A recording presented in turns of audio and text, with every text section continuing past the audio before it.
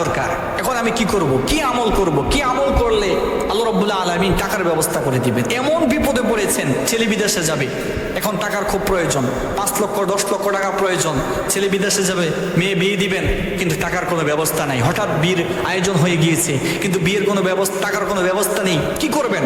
হঠাৎ বিপদে পড়ে গিয়েছেন, এখন আপনি টাকার খুব প্রয়োজন, টাকার খুব প্রয়োজন, কি করবেন? মাথা কাজ করতেছে না, টেনশনে পেরেশানিতে আপনি অবাক হয়ে গেছেন যে কি করব, কোথায় যাব, কোথায় গেলে আমি টাকা পাবো। এই সময়, এই বিপদের সময় আপনি একটা আমল করেন, যদি আমলটা করতে পারেন অবশ্যই অবশ্যই রব্বুল আলামিন আপনাকে টাকার ব্যবস্থা করে দিবেন ইনশাআল্লাহ। রব্বুল আলামিনের কাছে আপনি যে কাজটা করবেন, প্রথমত পড়বেন আউযু বিল্লাহি মিনাশ শাইতানির রাজিম, বিসমিল্লাহির রহমানির রহিম।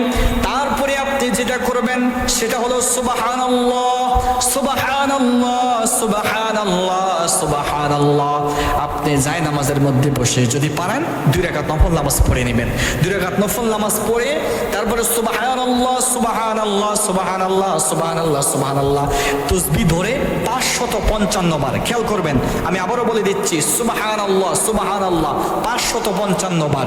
তারপরে আপনি পড়বেন সূরা ইখলাস পড়বেন, সূরা ইখলাস, কুল হুয়াল্লাহু আহাদ আল্লাহুস সামাদ লাম ইয়ালিদ ওয়া লাম ইউলাদ ওয়া লাম ইয়াকুল লাহু কুফুওয়ান